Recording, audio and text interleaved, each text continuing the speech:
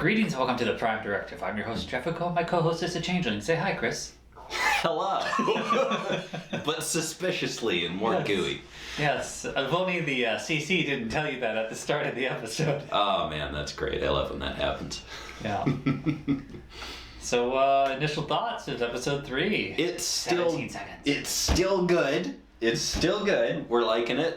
This title was not a TNG pun, but it was a Battlestar Galactica pun, so here we go. Wasn't it 21 seconds? Yes, it was, but you were making references. Oh, okay. Exactly. Yeah. I think it was more than that. I think it was like, whatever. You're it was reaching. great. You're reaching. It was great.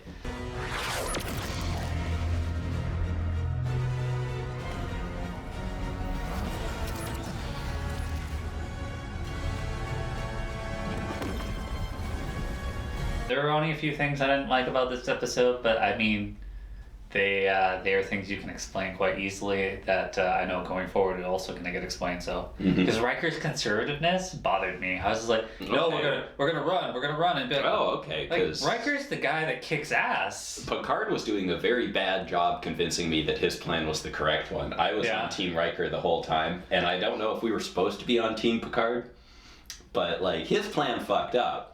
And I was like, yeah, I wouldn't have done that anyway, so Yeah. why were we doing this? But I was getting flashes of Best of Both Worlds, where Riker's like, this upstart Shelby, that's how I used to be. Like, am I too conservative now? And just now, I was like, that's good, because he's a family man now. He's not even like captaining a ship. He has become more conservative. A lot of shit's happened to him.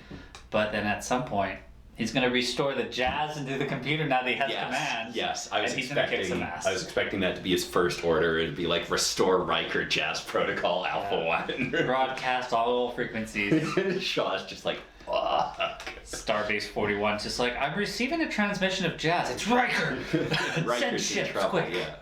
That's the emergency jazz. We had another good music opportunity reference when there was some sabotage, Chris. Yeah, there was some sabotage, and I looked over to you and I was just like, It's like short-range phaser fire to me.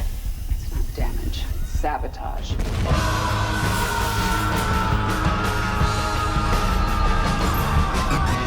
a little Star Trek. It's like music I just look upon more fondly now. Like, we all love the Enterprise theme now, ironically. And I think the music that Worf was listening to was actually the same music that Picard was listening to in First Contact. No, you keep trying to pull that one on me, but it's not. No? No. Okay. Belios.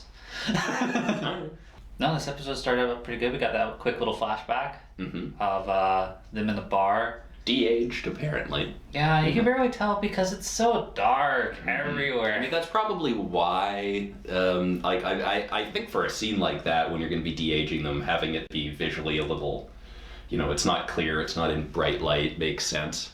I was like, Picard's eyebrows were darker back then. You probably could have just done that with makeup. They're drinking whiskey, We got to see human Picard, yeah. Yeah, that was human Picard. And they're talking about Riker's kid and the 17-second turbo lift drive because we're ignoring Discovery because it's no longer canon. Because they would have just beamed there. The 2.5 seconds of my transporter beam. I always wondered why people didn't emergency beam more in Star Trek. I think we've discussed this before, but it's like, Captain, you got to get down here right now. And they're not just like, okay, side-to-side transport. Yeah. I figure, it's not safe during battle, red alert stuff. Yeah, I guess. It's only safe if you're Wesley and you're avoiding people trying to get you drug addicted to things, or if you're O'Brien avoiding people trying to kill you because you're a clone. Those are the only safe times. Okay. Oh, enjoying whiskey and cigars, are we? Well, I haven't brushed my hair in 72 hours, and your son just vomited all over engineering. Projectile vomit, 4 feet in the air. And then Deanna calls. She hasn't brushed her hair in 72 hours. Yep. That doesn't sound like Deanna. And the kid is projectile vomiting everywhere. Yeah, Good all over times. engineering. Why are you taking the child to engineering? Because look at the warp core. Yeah, exactly. The kid got too excited about the warp core. Yeah. Yeah. So he's in a little trouble. I think when we see him, he's going to be in a little trouble more. Yeah. We still don't know what was going on at home. We know there was, from episode 1, there's some kind of trouble there. I think in one of the trailers we see them talking or whatever, and it's just like, cool, like he's getting shit, and maybe they're captured at this point. I don't know. And we are adding an old character every episode. We got to see Deanna this time. Yeah. Wasn't much of an appearance, but there she was. We'll see Geordi next episode because they're going to go to Daystrom, and I would assume we'll probably see Geordi there. I'm wondering, do we know what they've stolen from Daystrom yet? I don't think we established that. Well, it's a bigger weapon than a portal weapon, and my first guess was lore, but it's like the changelings needed something built by solids to lead them. My first guess was Jeffrey Coombs. I hope they're going to steal Jeffrey The AI? Coombs, because we know he's in there. Yeah. He's in there with Peanut Hamper. But we don't need her, we just need Jeffrey Coombs. I want to be a Starfleet officer. Just drop me off at the academy. I can be the next 7 of 9. Agamus of 1. So the Shrike's just doing exactly what she said she was going to do and peck away at them. It's just like, pew, pew, pew, pew. And it didn't stop, Chris. It just kept shooting. Like. Yeah. And it wasn't like, we're going to take you out. It's like, gonna keep fucking with you. Yeah, they've got some bigger plan here. And I guess, they said it was different faces every time, so I guess we assume that whole ship's changelings. Well, not necessarily the that crew ship. is. Not necessarily that ship, because, like, they got visited by Fenris Rangers. Yeah. And then they got visited by Klingons, and then they tried to go to Starfleet. Yeah. So if we're gonna assume that all those people are changelings, which I don't think they have to be. I think there could be just people that are just assholes working on the wrong side. Okay. But I guess it makes sense for them all to be changelings. Doesn't mean it was all on that ship. That doesn't make any sense. Mm-hmm.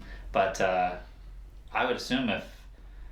I don't think she's a changeling. She could be, easily. Mm-hmm. But... Oh, you know what would be interesting? Going back to episode 1 when we saw Beverly phasering the people invading. Yeah. And comparing how that effect of them getting phasered looked to Worf phasering the changeling. Better goo, too. Yeah. Oh, yeah. Really liked the new goo. But I bet that could give us an answer, because she just disintegrated them, and the phaser disintegrated the other guy. So if it was the same effect, then those were probably changelings. I don't think it was, because I remember there being like kind of a shape, and it was like kind of like an oval, and then like something in the center. Don't let it get away. Obviously, there aren't enough changelings that left that are the rebel changelings. Mm-hmm. So I think they'll have some allies that aren't changelings that also want to bring down the Federation, which I think is going to be the Shrike. Okay. One of the allies. Mm-hmm. Shaw gets hurt after he says, Energy surge from the nebula, sir. Electrical and biological signatures. Well, that's fun.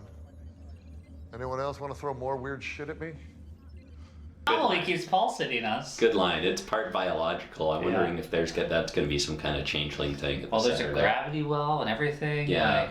I don't know what it's going to be, but it's going to be something. Like, the Shrike just left. Mm-hmm. It's just like, Well, oh. this was their purpose, to get the Titan into So, the center if there. you had listened to Picard and fired when you were at the edge of the nebula, Mm-hmm. you wouldn't have fallen into this thing. Mm.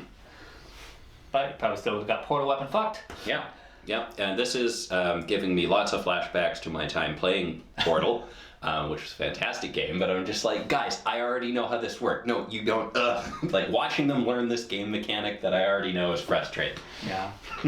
Shaw gives Riker command of the ship. You got us into this. You are gonna get us out. Computer, transfer command. Captain William Riker Proton. Mm-hmm. And Riker doesn't instantly restore Jazz. Yeah. He also doesn't restore Seven later. Like, Yeah, that's a little... I guess he just forgot about her, which Yeah. is because she was kind of put everything on the line for them, and he just kind of it's just forgot. like, oh yeah, like, it's cute when Jean-Luc said, like, you should call me number 1. Mm-hmm. Really, like, you should have 7 up there, because we already stated, like, hey, like, she knows a lot of the new procedures and stuff the ship can do that you guys are behind on. Oh yeah, she would be very helpful. Yeah. That's some good knowledge to have. So we go down to medical. We get a few things in medical. We get the Picard Beverly speech. Yeah, that was an excellent scene between the two of them. Yeah. I really like the tension. You know, they're showing us this big distance between them in one scene, and they're just letting the characters sort of stare at each other and not speak. And it was very heavy and very, very well done. Yeah, I understood all Beverly's points. Picard probably had better points, because it's like, your things are theories that you have. I would like the real opportunity. Yeah, like, I understand why she did it, I guess, but Probably, yeah, dick move. I mean, we're still getting Picard-sized enemies. Yeah. Yeah. They're still coming for him, so it didn't work. Mm-hmm. And she's like, oh yeah, you know, because of the problems with your father or whatever. And it's just like, my father was Gaius Baltar.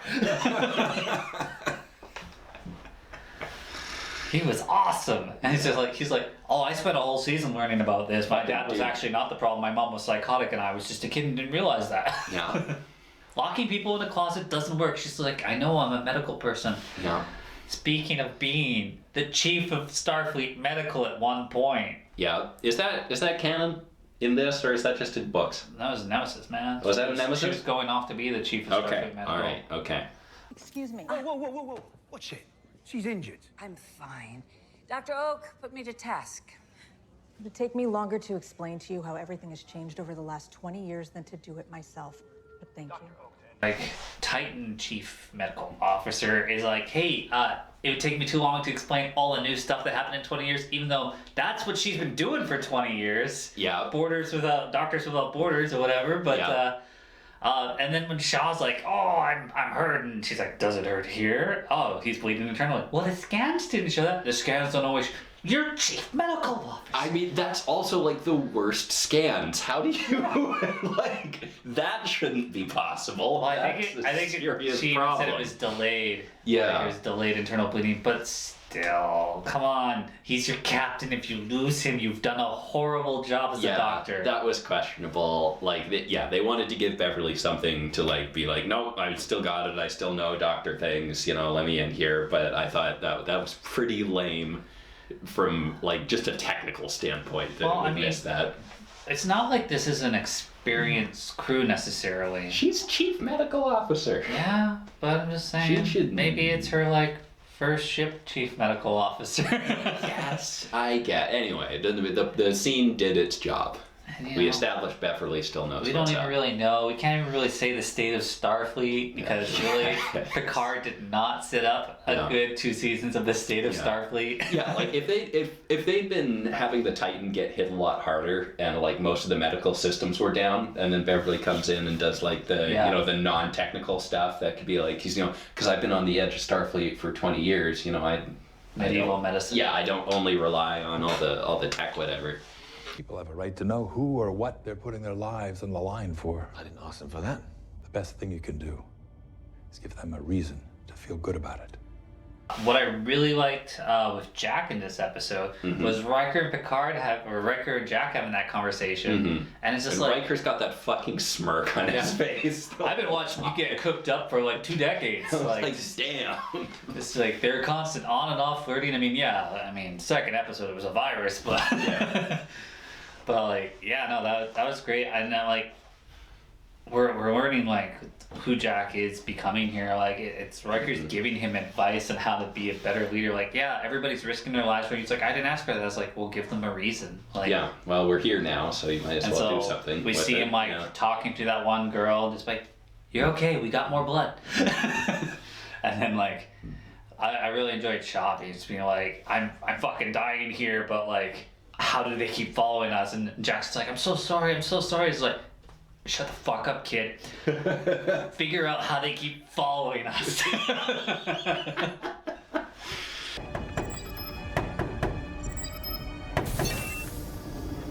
What are you doing here? You know what? And he goes to 7 and just, you can get as many visitors as you want, really. Yeah, I don't know. You can find the quarters. Whatever, you're just gonna keep knocking on. That's useless security guard there. And then like 7's like, oh, like I'm busy. Like don't ask me about being a Fenric Ranger. It's just like, how do you follow breadcrumbs? And oh yeah, we got a leak, a Vaterium leak. And then he just one punches the security guy. Yeah. It's like, hey, communication to bridge. Can 7 get out now? Because like that was the other captain. Like, also, we have this sabotage theory. That would have been hilarious if she was just like, you know what, I probably could have just asked Riker. Yeah. Like, you didn't need to punch it. I was just gonna, don't worry about it. Oh, you got the "you're crazy" line. Yeah. Go down to, I don't know, engineering somewhere. And figure out its sabotage. Phaser burns. And then creepy guy that I suspected because he gave the creepy look. Yeah, well suspected. Yeah. Jack punches him, his face distorts, and like what I like here is we didn't get the changeling reveal at that point unless you watch the subtitles. And so it's just like that really could be anything. Yeah. I was like, okay, like, is this guy a changeling? Is he a hologram? Is he, what's going on here? Is he a different alien? Like, there were a lot of options. And then, like, he beats the shit out of Jack. Jack hallucinates.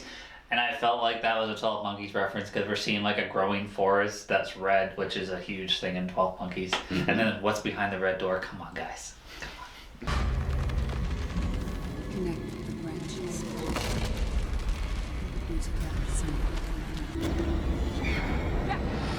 Wake up.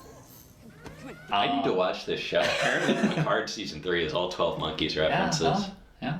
You get actors from it. You're gonna get little nuggets from it. So, and then that dude puts a bomb on like the warp engines or something. Just completely takes the warp offline. Yeah. Picard's going nuts. He's like, we gotta turn and fight. And I'm like, I don't even know where this came from. Like, why is this suddenly the good plan? It was weird because he's just like, oh yeah, like I gotta go apologize to the ship's captain. And then Riker's just like, yeah, we gotta save these lives and take them home. And this was like, there's 2 ways to do that.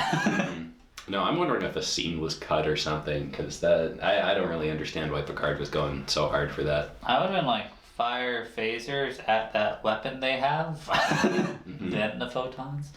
Actually, what would have been great, because like they didn't really like the Vitarium leak or whatever. Was the whole point was to get the Shrike to follow them.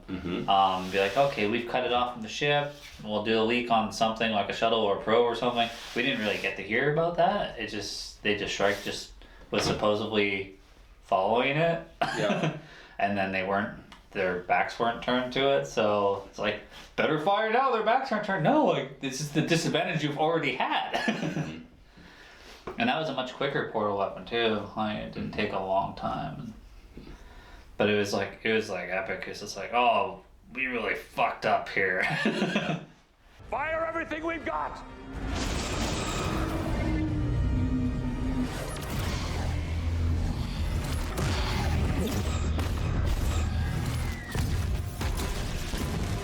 And Riker's giving Picard shit, but Picard's not the one in command. Riker didn't have to do what Picard was suggesting. Yeah, and I mean, it's only regular photons. Those weren't the glowy white quantum torpedoes I'm used to.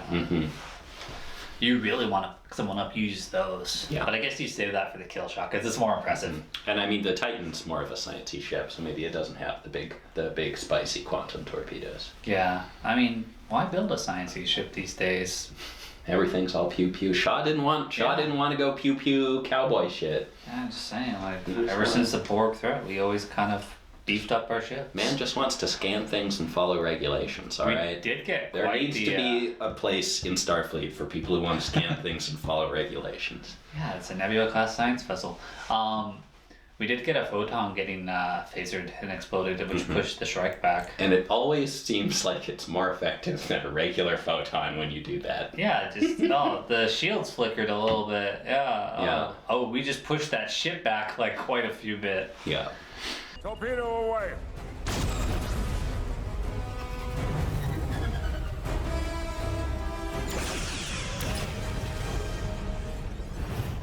We didn't talk too much about Worf and Raffi doing their little interrogation there. Yeah, they had some good comedy. I really enjoyed Worf, like, Slayer of Gowron, and his whole speech was great. Yeah, that was awesome. And he acknowledged son of Rashenko.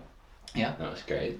Yeah, Raffi still got that in. Maybe now I want to hear it every episode of 117 Lives. And she started it out going, like, 107, and then she got 10 lives. It's like she breaks down whenever she says it. But now, like, I've made fun of it so much that I kind of want to hear it every episode. Just keep going. Gets to Daystrom and be like, oh, we're here about the 117 lives at time. This is your friend Lore? He's a legend too. Is he responsible for the 117 lives? Like every episode, just throw we did get the wonderful Odo reference. Yeah. Yeah. It would have to be the contact. The whole idea of a secret sect of like changelings that weren't happy about the war, which makes so much sense. Like, oh yeah, we've lost with all our solids have been defeated. Like even the ones we created have been defeated. Yeah, we've lost. Like we can't just hide because we're fucking changelings and go anywhere. Yeah. So yeah, we'll just stay on our home world. Like it totally makes sense that there's like a group of radicals that just be like, yeah, we're out. And then one Worf's just like, oh yeah, like my bro from the Link is just like, he's an honorable man. I'm not gonna say his name, but you know. But you know. I was just like, oh, that's so great. Mm-hmm. I was contacted by a close friend within the Link, a man of honor. He informed me of this rogue group, but if Starfleet were to acknowledge their existence, we would be reigniting the Dominion War. That's just a brilliant, like, villain to bring in. Yeah, and I don't think we were hearing anything about changelings before the season started. No. At least I was. I mean, I'm not even gonna reference it. We might have got one in Discovery once, but that's in that Fight Pit episode. Yeah, maybe. Final thought, me, Chris? Final thoughts. This is still great. We're 3 episodes in, and I'm having an awesome time. I'm very excited to watch the next one. This is, I guess, what Star Trek Picard should have been from the first go. We have plenty of time for them to disappoint me. And it's happened before, and I've been hurt before, but god damn it, I'm excited. Yeah, I don't think that disappointment's coming because I've been told, like, the next episode is the one that, like, blows us away. Okay. It's basically 3 parts, even though this one said part 3. It's 3, like, little stories. So episode 4 is the conclusion of, like, this little area, and then there's another 3, and then there's the final or whatever. Okay. Remove yourself from the bridge. You've just killed us all. One of the things that like bothered me was like I said, Riker's conservative and that doctor. But I think we're gonna flesh out this Riker and why his character is thinking like that. Maybe it's because the jazz has been purged from the system. It's just brought him down a little bit. Maybe he needs to get his mojo back. Yeah. Maybe he should listen to some Dixieland. Mm-hmm. I mean, he can concentrate better on the bridge because you can't dance to that shit. Well, as always, guys, thanks for watching. See you next week.